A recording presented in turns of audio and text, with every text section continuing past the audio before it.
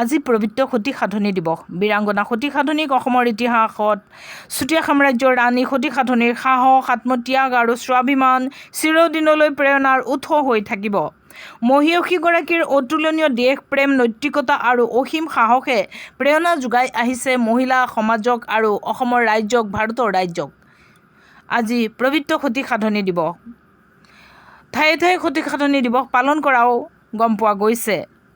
বীৰাংগনা সতী সাধনীক অসমৰ ইতিহাসত চুতীয়া সাম্ৰাজ্যৰ ৰাণী সতী সাধনীৰ সাহস, আত্মত্যাগ আৰু স্বাভিমান চিৰদিনলৈ প্ৰেৰণাৰ উৎস হৈ থাকিব বুলি উল্লেখ আছে।